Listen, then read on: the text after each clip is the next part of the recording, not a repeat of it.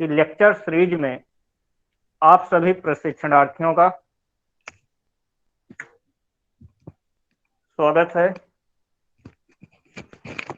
जैसा कि आप लोगों को पता है कि हम लोगों ने रिवीजन क्लास स्टार्ट किया हुआ है और यूनिट 2 में हम लोग जो फिलॉसफी वाला पोर्शन है, लास्ट लेक्चर सेशन में हम लोगों ने रिवीजन किया था। फिलॉसफी समझ में आएगी, परेशान होने की जरूरत नहीं है। जब व्यक्ति किसी चीज के लिए सोच लेता है और प्रयास कंटिन्यू जारी कर देता है तो ऐसा कुछ नहीं है कि कोई चीज असंभव होती है।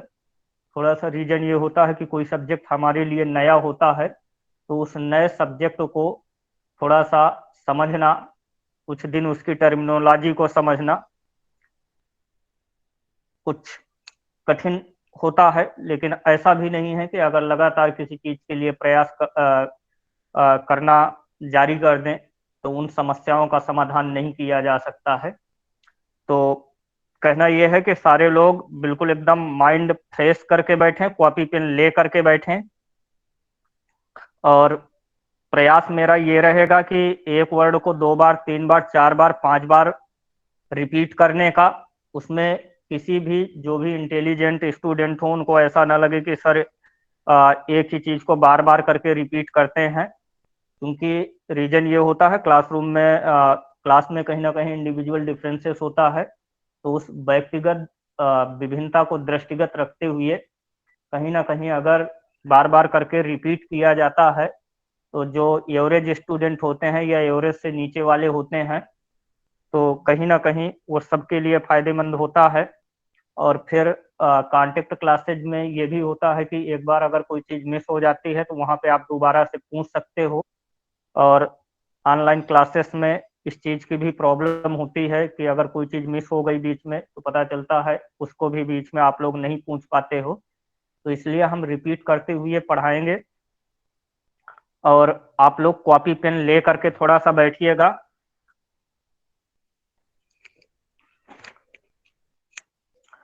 तो एक बार दोबारा से हम लोग फिर से रिवीजन करेंगे और रिवीजन करने के बाद आज हम लोग थोड़ा सा दूसरे तरीके से फिलॉसफी को पढ़ेंगे। क्योंकि होता क्या है कि इंडिविजुअल तरीके से जब हम पढ़ते हैं, इंडिविजुअल भी पढ़ाऊंगा और आज हम लोग कंपैरेटिव स्टडी करते हुए पढ़ेंगे। कंपैरेटिव क्या है? तुलनात्मक अध्ययन, मतलब एक की दूसरे से तुलना करते हुए पढ़ेंगे। क्योंकि होता क्या है फिलॉसफी में कि पता चलता है, आपने आदर्शवाद पढ़ा, फिर प्रकृतिवाद पढ़ा, फिर प्रयोजनवाद पढ़ा, यथार्थवाद पढ़ा और कहीं ना कहीं मिलती जुलती सब में वही चीज लगता है कि ये चीज तो आदर्शवाद में भी बोली गई, यही चीज तो प्रकृतिवाद में भी बोली गई है, ये चीज तो प्रयोजनवाद में बोली गई है।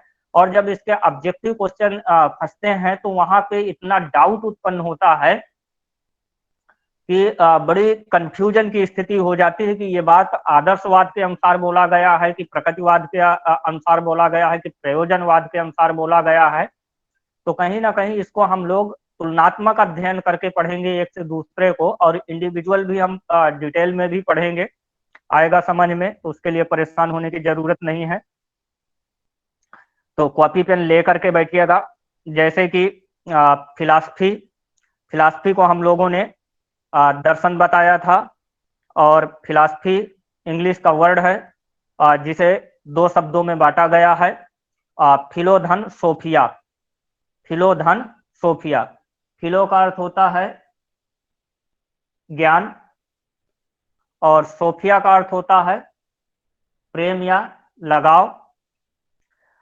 जो फिलॉसफी का शाब्दिक अर्थ है ज्ञान के प्रति लगाव, अर्थात हम यह भी कह सकते हैं कि कहीं ना कहीं ज्ञान हम लोग शिक्षा के अंदर प्राप्त करते हैं, शिक्षा के अंतर्गत हम लोग सीखते हैं, ज्ञान प्राप्त करते हैं।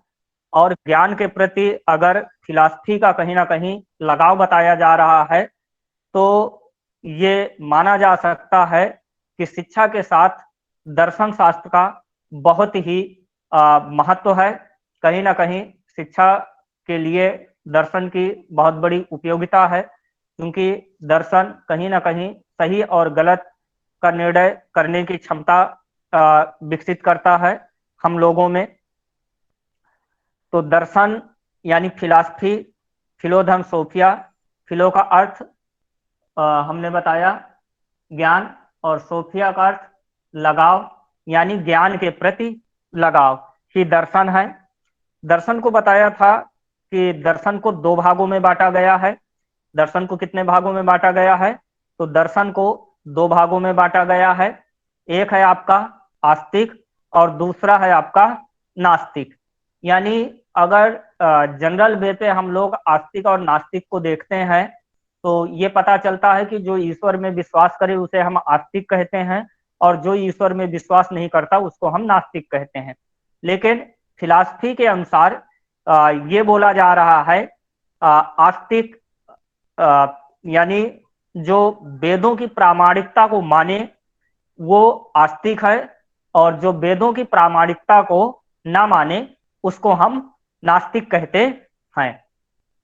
यानी दर्शन शास्त्र को दो भागों में बांटा गया, एक आस्तिक दर्शन और दूसरा नास्तिक दर्शन। सॉरी, शुरू में इसको, हाँ, भारतीय दर्शन और पाश्चात्य दर्शन, शुरू में दो भागों में बांटा गया है, भारतीय दर्शन और पाश्चात्य दर्शन। भारतीय दर्शन को दो भागों में बांटा गया है, आस्तिक और नास्तिक। थोड़ा सा एक बार और ध्यान दे लीजिएगा। फिलॉसफी को दो भागों में बांटा गया है, इंडियन फिलॉसफी और वेस्टर्न फिलॉसफी। तो इंडियन फिलॉसफी को फिर से दो भागों में बांटा गया है, एक आस्तिक दर्शन और दूसरा नास्तिक। आस्तिक हम उसे कहते हैं यानी जो वेदों की प्रामाणिकता को माने उसे हम आस्तिक कहते हैं, और जो वेदों की प्रामाणिकता को ना माने उसे हम नास्तिक कहते हैं। आस्तिक में हमने बताया था कि आस्तिक के अंतर्गत मेन रूप से तीन दर्शन आते हैं।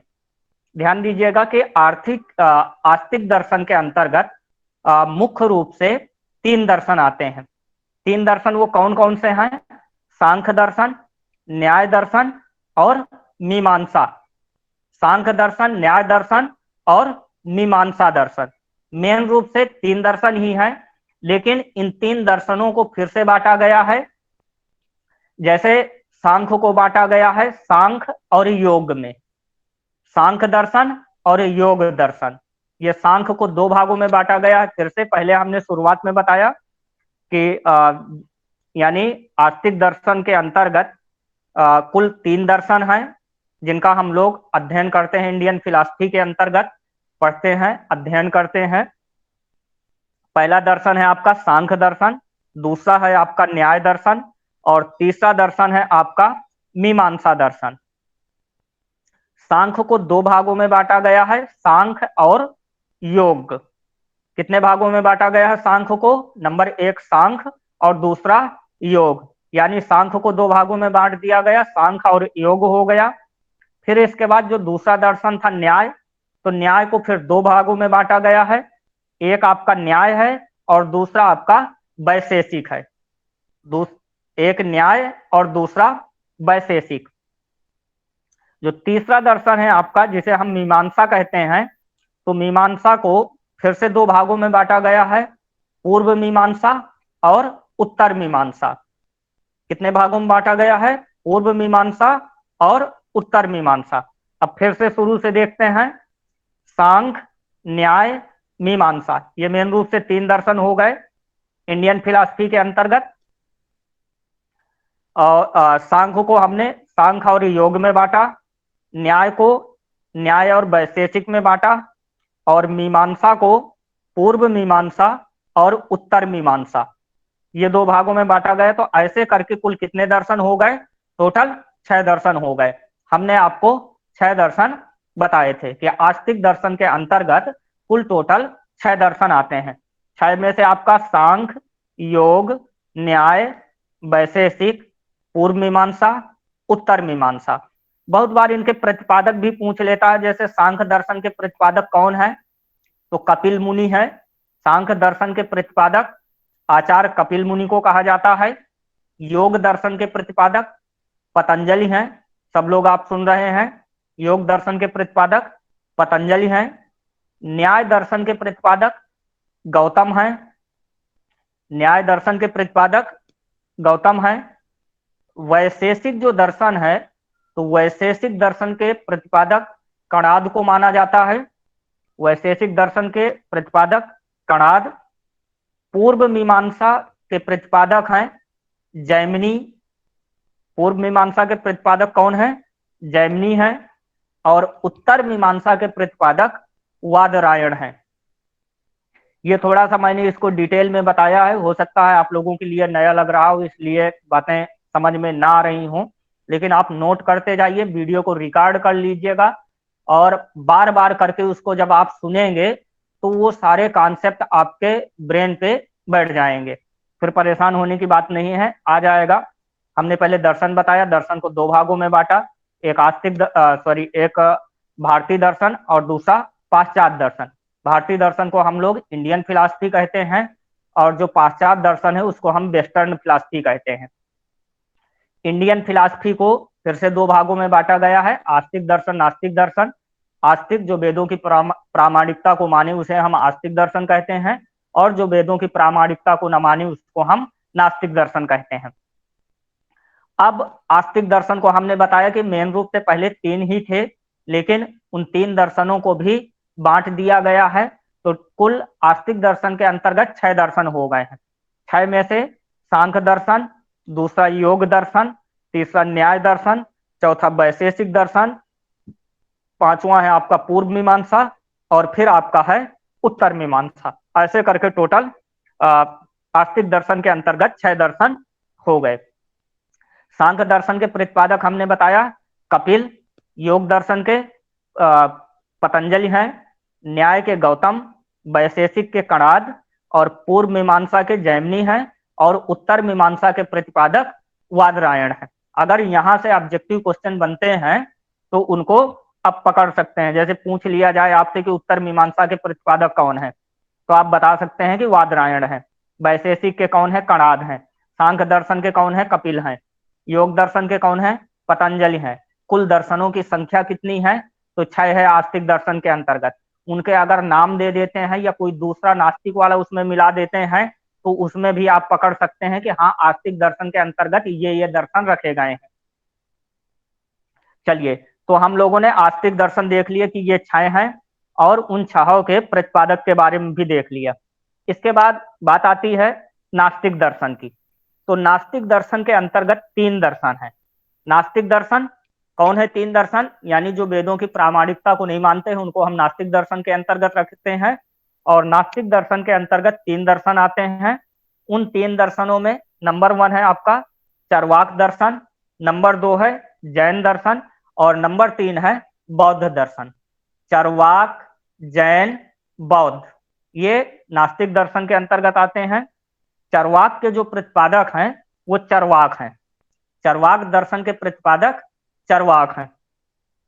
जैन दर्शन के प्रतिपादक सब लोगों को पता होगा, महावीर स्वामी हैं। जैन दर्शन के प्रतिपादक महावीर स्वामी हैं, और बौद्ध दर्शन के प्रतिपादक महात्मा बुद्ध हैं। बेसिक चीजें सुनते रहते होंगे आप लोगों ने, जैसे महावीर स्वामी का भी नाम सुना होगा, महात्मा बुद्ध का भी नाम सुना होगा। बुद्ध द्वारा गौतम बुद्ध के द्वारा क्या शिक्षाएं दी जा रही हैं, जैसे बुद्धम शरणम गच्छामि, धम्मम शरणम गच्छामि, संघम शरणम गच्छामि। तो ये जब डिटेल में इनका हम दर्शन पढ़ेंगे तब पता चलेगा, लेकिन इतना डिटेल में नहीं पढ़ना। बेसिक चीजें आपको मैं इंट्रोड्यूस करवा देता हूँ जितना आपके लेवल में है। फिलॉसफी तो ये महीनों चलने वाली है।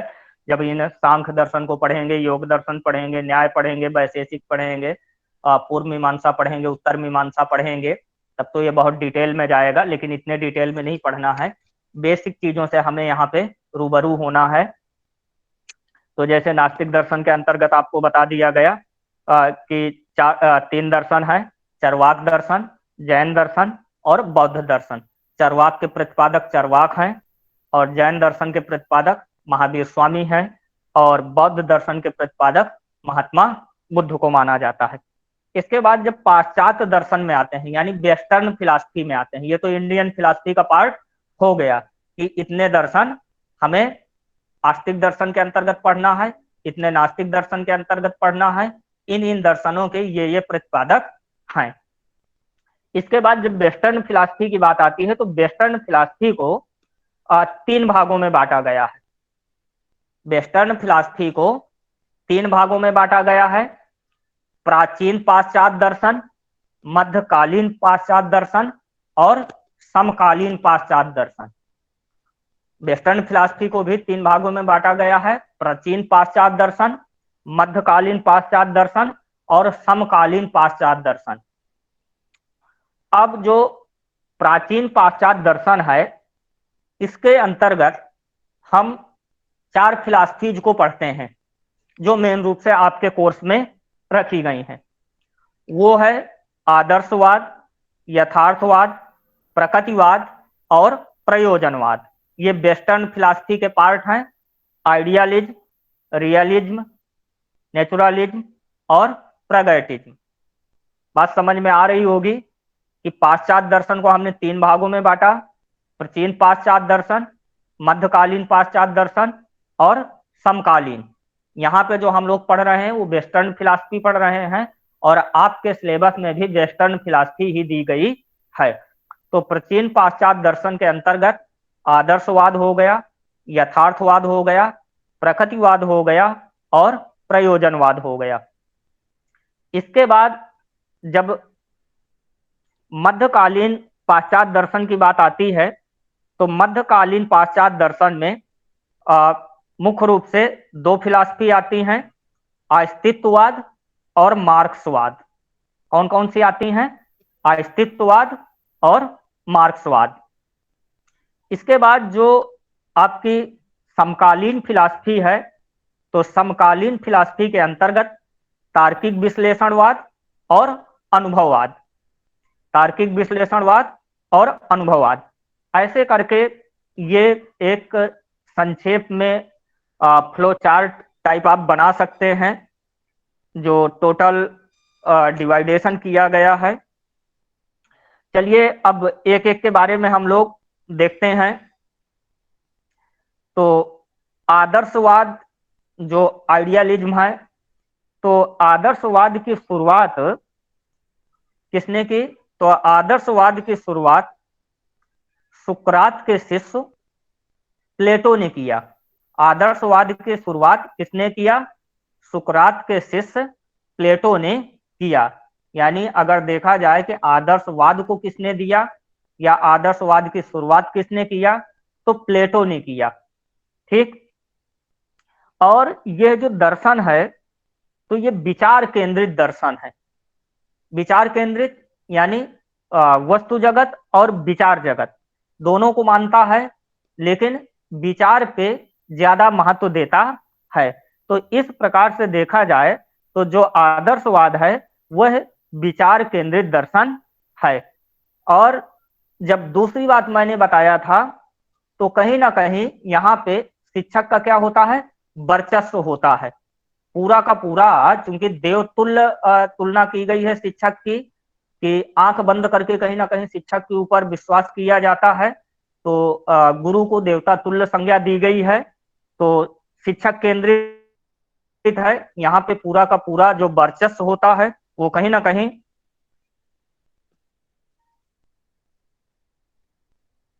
न्याय दर्शन के प्रतिपादक गौतम है।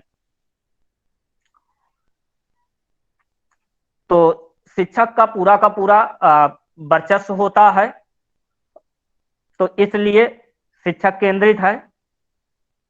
विचारों को जो मेन रूप से विचारों के भाव हैं वो कहीं ना कहीं आदर्शपन पे जोर देता है। तत्व मीमांसा, एक तत्व मीमांसा, ज्ञान मीमांसा, आचार मीमांसा, ये 3 वर्ड आते हैं हर एक दर्शन में। तो इनको भी हम लोग जान लेते हैं कि तत्व मीमांसा क्या है और ज्ञान मीमांसा क्या है और आचार मीमांसा क्या है। तो तत्व का आशय यहाँ पे एक तरह से देखा जाए तो वस्तु होता है। क्या होता है? वस्तु होता है। तो सभी में अभी मैं आपको बताऊंगा कि कौन सा दर्शन किस चीज को ज्यादा चीज फोकस करता है, कि किन चीजों को मानता है। तो जैसे यहाँ पे अभी आदर्शवाद में हमने बताया कि वस्तु और विचार दोनों को मानता है, लेकिन जब तत्व मीमांसा की इसकी बात आती है तो पता चलता है कि वस्तु की अपेक्षा ये विचारों को ज्यादा महत्व देता है। जो आदर्शवाद है वो वस्तु की अपेक्षा विचारों को अधिक महत्व देता है।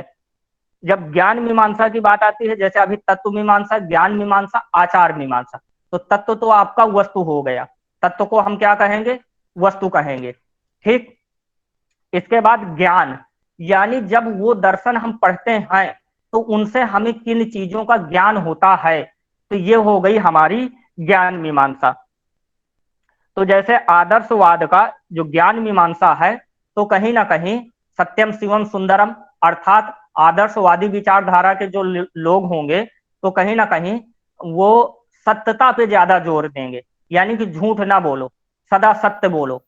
यानी जो आध्यात्मिक व्यक्ति होगा तो उसका प्रयास ये रहेगा कि वो झूठ ना बोले, यानी विपरीत परिस्थितियों में भी इंसान को झूठ नहीं बोलना चाहिए।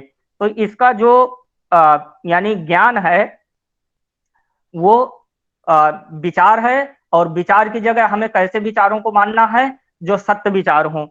फिर आचार मीमांसा की जब बात आती है, तो आचार का मतलब ये होता है कि उसका, अगर उस दर्शन को हम पढ़ते हैं तो पढ़ने के बाद उसका क्या सार निकलता है, यानी वो व्यक्ति में क्या परिवर्तन लाना चाहता है, ये कहीं ना कहीं हमारा आचार मीमांसा बताती है।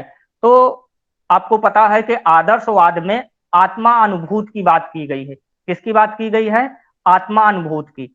यानी शिक्षा का आशय ये है कि शिक्षा लेने के बाद या हम लोग ऐसी शिक्षा लें जिससे कहीं ना कहीं हमें आत्मा अनुभूत की प्राप्ति हो। शिक्षा का यही मेन मकसद है। आदर्शवाद के अनुसार आत्मा की अनुभूति प्राप्त करना ही शिक्षा का मेन मकसद है।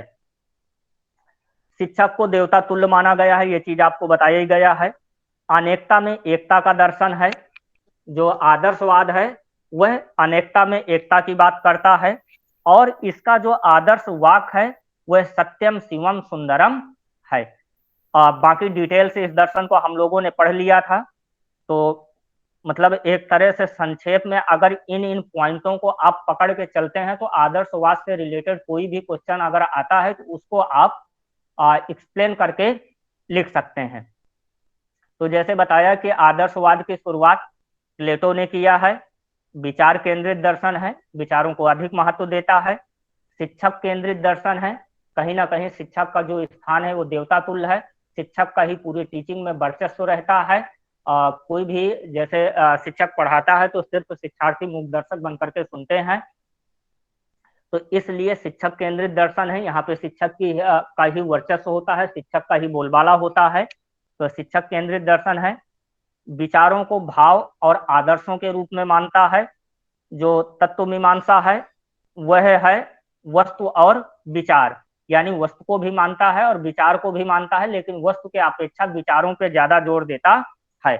जो आचार मीमांसा है तो कहीं ना कहीं आत्मा अनुभूत की बात करता है कि शिक्षा कैसी होनी चाहिए। शिक्षा का मेन मकसद है, लास्ट लक्ष्य है कि कहीं ना कहीं आत्मा अनुभूत की प्राप्ति करना।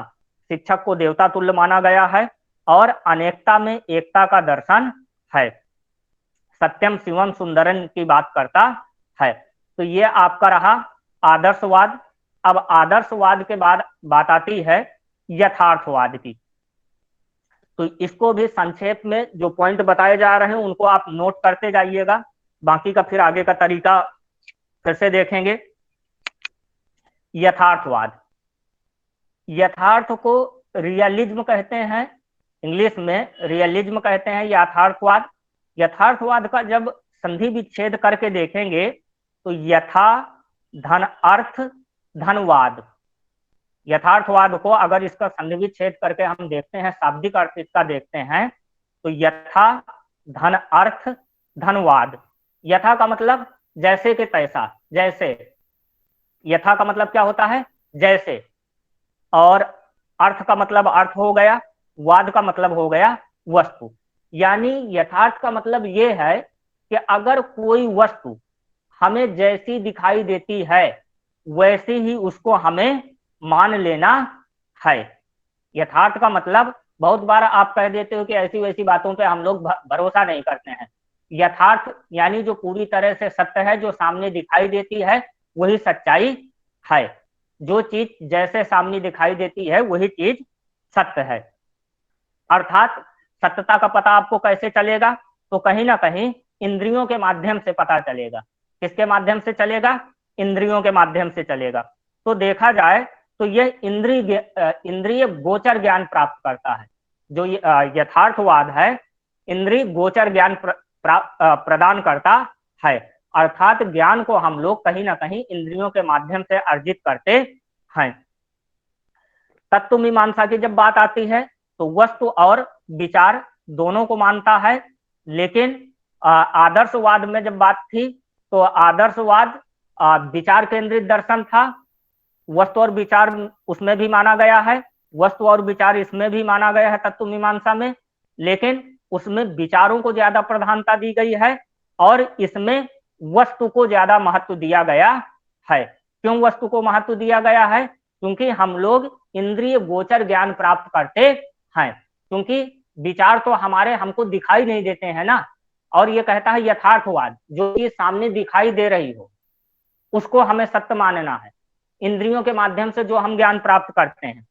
तो तत्व मीमांसा की जब बात आती है तो वस्तु और विचार दोनों इसमें रखे गए हैं, लेकिन विचारों की अपेक्षा वस्तु को अधिक महत्व दिया जाता है।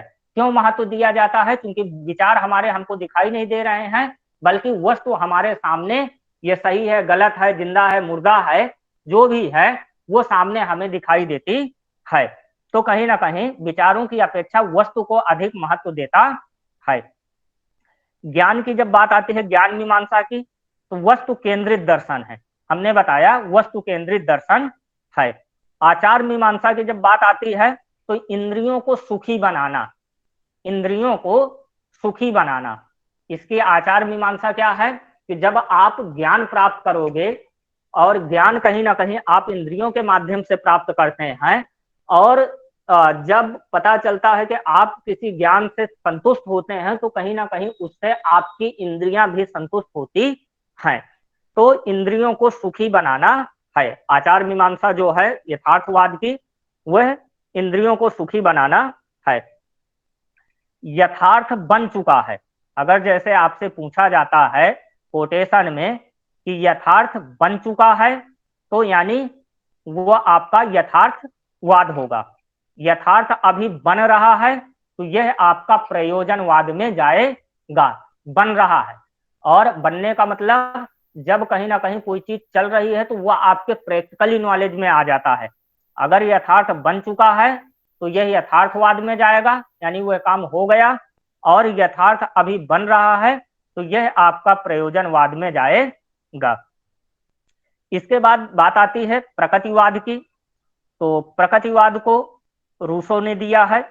यह आपके प्लेटो के शिष्य थे रूसो। प्लेटो के गुरु को आदर्शवाद में जैसे हमने बताया कि सुकरात के शिष्य कौन थे? प्लेटो। सुकरात के शिष्य कौन थे? प्लेटो थे, और प्लेटो के शिष्य हैं रूसो।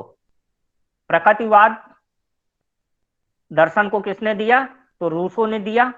यह औपचारिक शिक्षा का विरोध करता है। यह प्रकृतिवाद में मैंने बताया था कि यह शिक्षण विधियों का विरोध करता है, पाठ्यक्रम का विरोध करता है। तो यह औपचारिक शिक्षा का विरोध करता है।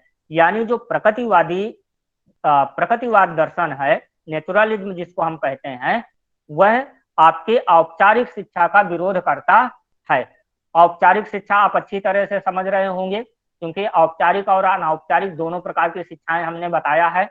औपचारिक में जिसका निर्धारित पाठ्यक्रम हो, टाइम टेबल हो, समय सारणी हो, और एग्जाम हो, रिजल्ट हो, सारी चीजें, मतलब पूरी तरह से जब सिस्टमेटिक चलती है एजुकेशन, उसको हम औपचारिक एजुकेशन कहते हैं। जैसे अभी आप लोग जो एजुकेशन ले रहे हैं, यह औपचारिक एजुकेशन का ही पार्ट है। तो कहीं ना कहीं यह औपचारिक शिक्षा का विरोध करता है।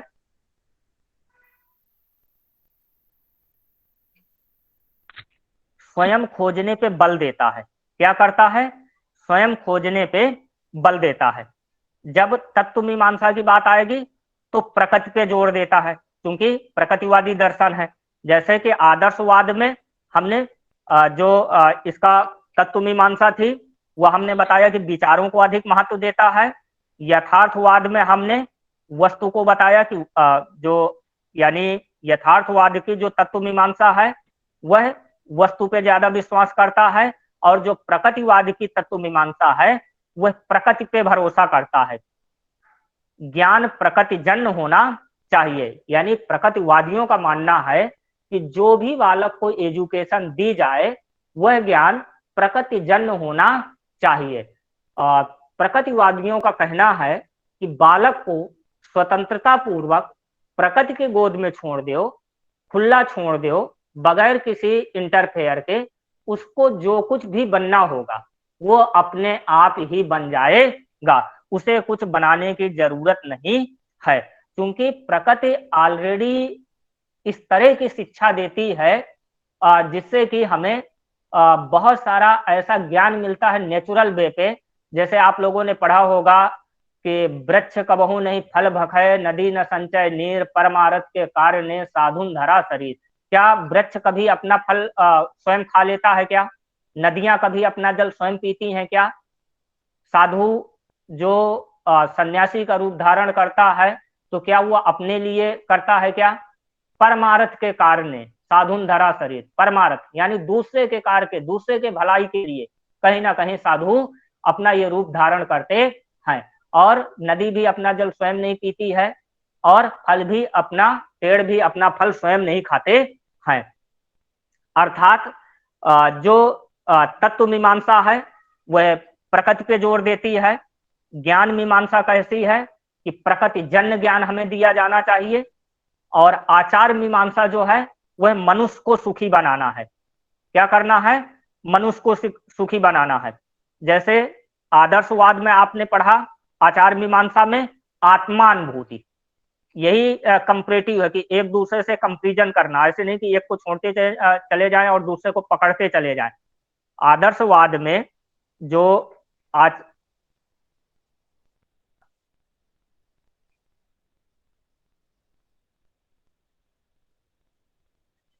हाँ, आदर्शवाद में जैसे हमने आचार मीमांसा की बात किया, तो आदर्शवाद में हमने बताया कि शिक्षा का मेन जो उद्देश्य है वो आत्मानुभूति है।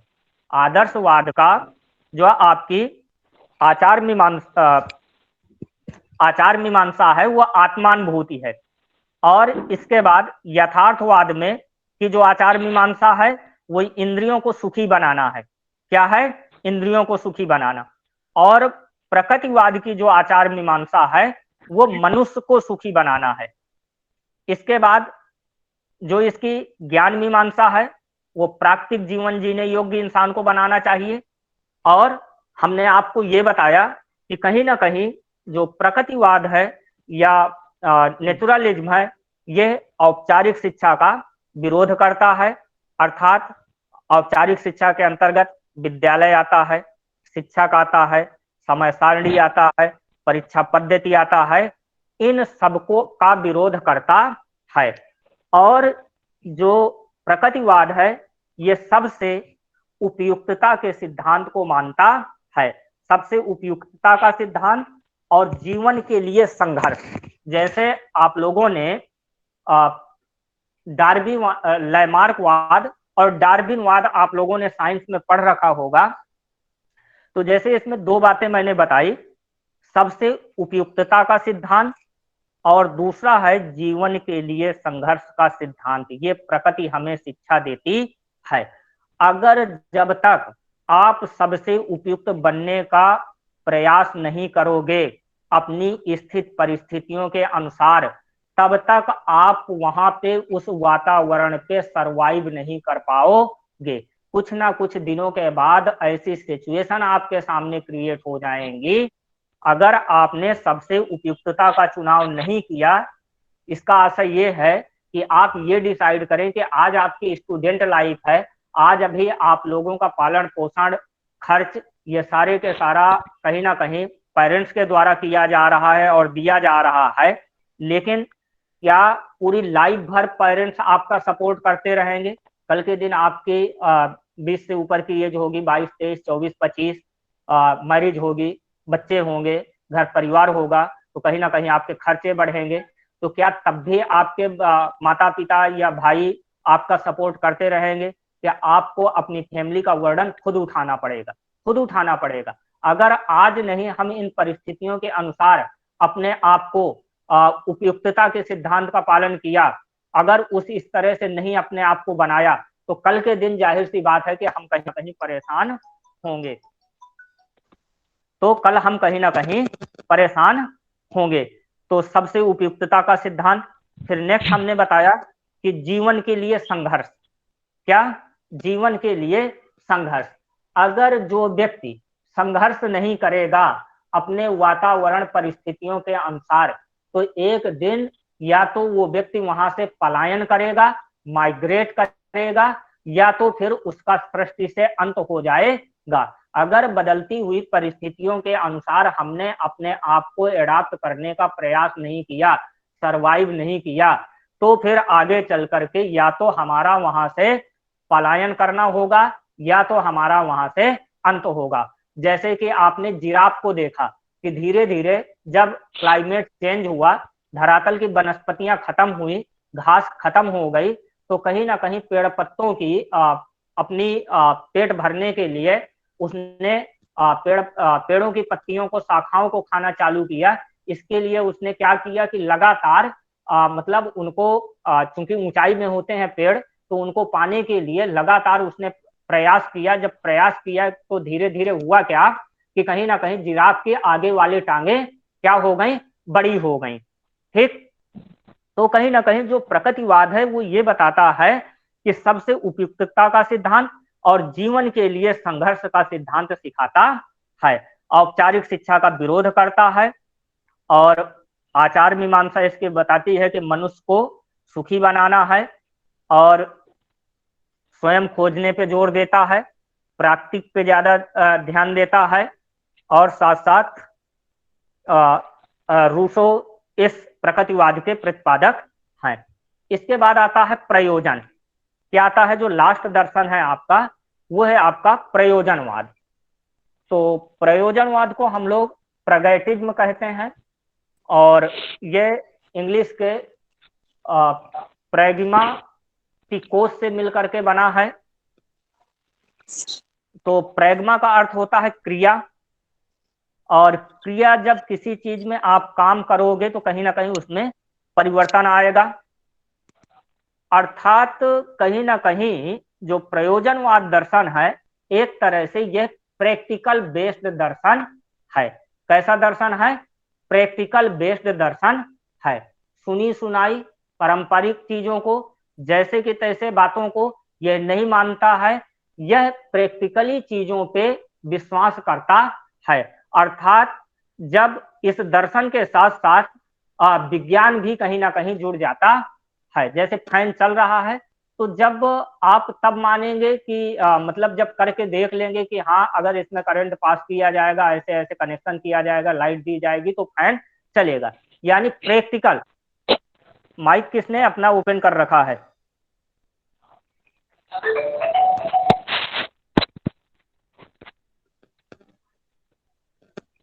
माइक किसी ने ओपन कर रखा है? आवाज आ रही है? माइक जिसका ओपन हो वो आप कर ले। लास्ट बचा है एक दर्शन, इसको भी हम लोग फिनिश करेंगे। तो प्रैग्मा को मैंने बताया कि प्रैग्मा का अर्थ होता है क्रिया, और जब क्रिया करेंगे तो उससे परिवर्तन आएगी। और कहीं ना कहीं जो प्रयोजनवाद है, यह विज्ञान को मानने वाला दर्शन है। जैसे कहें, भूखे भजन न हो ही गोपाला, भूखे भजन न हो ही गोपाला। यानी अगर आपको भूख लगी है, उस टाइम पे हम आपको कहें कि आप पढ़ाई करिए या भजन करिए, तो आपका मन पढ़ाई और भजन पे नहीं लगेगा। पहले उस टाइम पे आपको खाने की जरूरत है, अर्थात आपको खाना चाहिए। शिक्षा का कोई उद्देश्य नहीं है, यानी प्रयोजनवाद जो है इसके अनुसार शिक्षा का कोई उद्देश्य नहीं है, और यह परिवर्तनशीलता को स्वीकार करता है। यानी पहले से जो आपकी शिक्षण विधियां चली आ रही हैं, या और पहले की कोई बातें चली आ रही हैं, या सुनी सुनाई बातें चली आ रही हैं, जिस तरह विज्ञान किसी चीज को, सुनी सुनाई बातों को नहीं मानता है, प्रैक्टिकल चीजों को मानता है, प्रेक्षणों पे, निष्कर्षों पे, प्रयोगों पे आधारित ज्ञान को ही सत्य मानता है, उसी तरह से प्रयोजनवाद भी क्योंकि परिवर्तनशीलता को स्वीकार करता है तो पुरानी चीजों को ये नहीं मानता है, क्योंकि समय स्थित परिस्थितियों के अनुसार सारी चीजें, दशाएं कहीं ना कहीं बदलती रहती हैं। जैसे अभी आपके सामने हम दूध लेकर के रख दें तो कितनी देर आपके सामने वो दूध का दूध बना रहेगा? 2 4 6 घंटे के बाद दूध से वो दही बन जाए। दही को आप मथ दोगे तो मक्खन अलग हो जाएगा, मट्ठा निकल जाएगा। तो एक ही चीज में अवस्थाओं के अनुसार, समय के अनुसार, अर्थात कहीं ना कहीं परिवर्तनशीलता समाहित है। यह करके सीखने पे जोर देता है। किस पे जोर देता है? करके सीखने पे जोर देता है। जैसे हम लोग कहते हैं ना, विज्ञान आओ करके सीखें। विज्ञान क्या कहता है? आओ करके सीखें। पहली, दूसरी, तीसरी, चौथी, पांचवी में विज्ञान की बुक पढ़ा होगा। विज्ञान के बुक में लिखा रहता है कि विज्ञान आओ करके सीखें। तो कहीं ना कहीं ये करके सीखने पे जोर देता है, और करके सीखने पे जोर देता है। और फॉलो किसको करता है? विज्ञान को फॉलो करता है। पुरानी पहले की चली आई शिक्षण विधियां या कोई भी बात, सुनी सुनाई पारंपरिक चीजों पे किसी पे कोई भरोसा नहीं करता है, क्योंकि प्रैक्टिकल पे भी विश्वास करता है। क्योंकि इनका मानना है कि जो स्थित काल परिस्थिति और समय के अनुसार कहीं ना कहीं यह संसार क्या है? परिवर्तनशीलता है। क्या आपकी अवस्थाओं में परिवर्तन नहीं हो रहा? जैसे जैसे एज बढ़ रही है तो क्या आपके लर्निंग में और सीखने में चेंजमेंट नहीं हो रहा? क्या 2 साल पहले तक जितना आपके पास ब्रेन था, जितना आप सीखे थे उतना ही है आपके अंदर? क्या उसमें कोई भी चेंजमेंट नहीं आया है? तो आया है। कहीं ना कहीं यह परिवर्तनशीलता को स्वीकार करता है। किया गया कार्य, प्रैग्मा का अर्थ है किया गया कार्य। ये चीज मैंने शुरू में बताया। और इस जो दर्शन के प्रतिपादक थे या खोज करने वाले व्यक्ति थे, वो सीपी पियर्स थे। कौन थे? सीपी पियर्स थे। लेकिन शिक्षा के क्षेत्र में लाने का श्रेय किसको जाता है? जॉन डीबी को जाता है। किसको जाता है? जॉन डीबी को जाता है। मेन प्रतिपादक आपके सीपी पियर्स हैं। प्रयोजनवाद के जो मेन प्रतिपादक हैं वो सीपी पियर्स हैं। लेकिन शिक्षा के क्षेत्र में जितना ज्यादा फॉलो जॉन डीबी ने किया, और शिक्षा के क्षेत्र में सबसे ज्यादा पालन पोषण इस दर्शन का जॉन डीबी ने किया, तो इसलिए जॉन डीबी का नाम ज्यादा फेमस है। बाकी इसके मेन प्रतिपादक सीपी पियर्स हैं। अगर दोनों ऑप्शन में मिलते हैं तो आपको सीपी पियर्स लगाना है। अगर सीपी पियर्स नहीं मिलते हैं तो आपको जॉन डीबी लगाना है। ठीक। पाठ्यक्रम शिक्षण विधियों को स्वीकार नहीं करता है। क्यों नहीं करता है? क्योंकि परिवर्तनशीलता को स्वीकार करता है। पहले से कोई विधि बनी चली आई है, अब मान लो वर्तमान की परिस्थितियों में वो विधि नहीं लागू होती है, तो ये पाठ्यक्रम शिक्षण विधियों को स्वीकार नहीं करता है। समय, आवश्यकता, परिस्थितियों के अनुसार उद्देश्य बदलते रहते हैं। घर से आपने कोई दूसरा उद्देश्य लेकर के निकले थे, लेकिन रास्ते में आपका साथी कोई और मिल गया और आपके उद्देश्य कुछ और बदल गए, तो यह पाठ्यक्रम शिक्षण विधियों को स्वीकार नहीं करता है। क्यों नहीं स्वीकार करता है? क्योंकि समय, आवश्यकता, परिस्थितियों के अनुसार क्या होता है? उद्देश्य बदलते रहते हैं। विद्यालय को इन्होंने लघु समाज के रूप में स्वीकार किया है। जॉन डीबी का एक कोटेशन आता है, पढ़ने को मिलता है कि विद्यालय समाज का लघु रूप है। किसने कहा? तो जॉन डीबी ने कहा विद्यालय समाज का लघु रूप है। किसने कहा? जॉन डीबी ने कहा। पहला वाला आदर्शवाद हो गया, फिर यथार्थवाद हो गया, फिर प्रकृतिवाद हो गया, और ये आपका प्रयोजनवाद हो गया। आदर्शवाद आध्यात्मिकता पे ज्यादा जोर देता है। यथार्थवाद के अंतर्गत बताया कि यह इंद्रिय गोचर ज्ञान पे ज्यादा जोर देता है, क्योंकि यथा धन अर्थ धनवाद, जो चीज जैसी है हमें सामने जैसी दिखाई देती है तो उसको हम वही सत्य मानते हैं।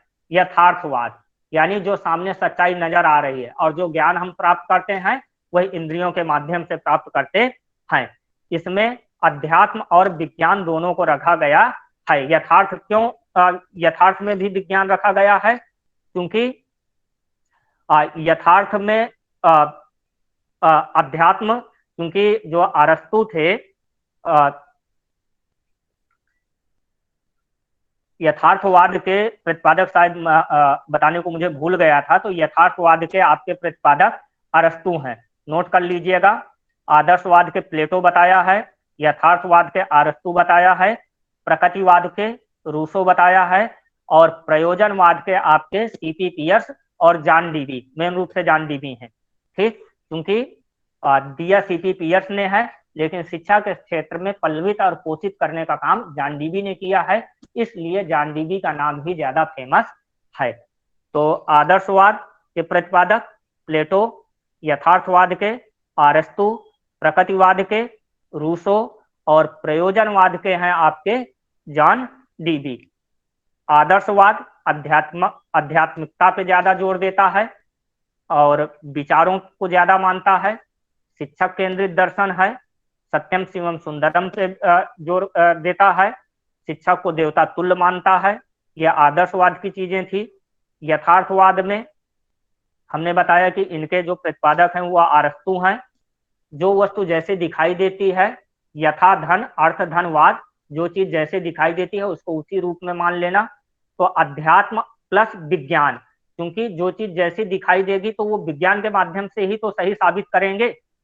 इंद्रियों इंद्रियों के माध्यम से ज्ञान प्राप्त करते हैं। तो ये आपका था कुल मिला के यथार्थवाद। प्रकृतिवाद को आपको बताया कि रूसो ने दिया है, औपचारिक शिक्षा का विरोध करता है और कहीं ना कहीं मनुष्य को सुखी बनाने का काम करता है। प्रकृति के माध्यम से ही हम लोग सीखते हैं। विरोध में चाहे वो विद्यालय हो, चाहे शिक्षक हो, चाहे समय सारणी हो, परीक्षा पद्धति हो, इन सब चीजों का विरोध करता है। और जो प्रयोजनवाद है, तो प्रयोजनवाद को बताया कि प्रयोजन का अभिप्राय होता है किसी काम को करने से, यानी क्रिया पे आधारित दर्शन है। तो यह विज्ञान पे मेन रूप से विज्ञान को मानता है, अध्यात्म और प्रकृति को नहीं मानता है। सारी की सारी चीजें लर्निंग बाय डूइंग के द्वारा करके सीखने पे जोर देता है। प्रतिपादक आपके जॉन डीवी हुए। पाठ्यक्रम शिक्षण विधियों को स्वीकार नहीं करता है। क्यों नहीं करता है? क्योंकि समय स्थित परिस्थितियों के अनुसार क्या होते हैं, उद्देश्य बदलते रहते हैं। और जॉन डीवी ने विद्यालय को समाज का लघु रूप कहा है। और मेन रूप से जैसे हमने बताया कि विज्ञान आओ करके सीखें, अर्थात विज्ञान पे मेन आधारित है। परिवर्तनशीलता का एग्जाम्पल जैसे हमने दिया कि दूध अभी लिया, मॉर्निंग में आपने दूध निकाल के रखा, अगर आपने उसको बॉयल नहीं किया 4-6 घंटे के बाद वो जम जाएगा। तो दूध, पहले वो दूध था, फिर जमने के बाद वो दही बन जाएगा। दही को मथोगे, मक्खन बनेगा, मक्खन को गर्म कर दोगे तो घी बन जाएगा। तो मतलब कहीं ना कहीं समय और स्थित परिस्थितियों के अनुसार जो वस्तुएं होती हैं वो बदलती रहती हैं। तो पुरानी चीजों पे भरोसा नहीं करना है। जो चीजें करंट पे चल रही हैं, साइंस के बेस्ड वाली चीजों को ही हम सही मानेंगे। आई होप ये कंपैरेटिव स्टडी कुछ हद तक आप लोगों को समझ में आई होगी। अभी भी नहीं आएगी तब भी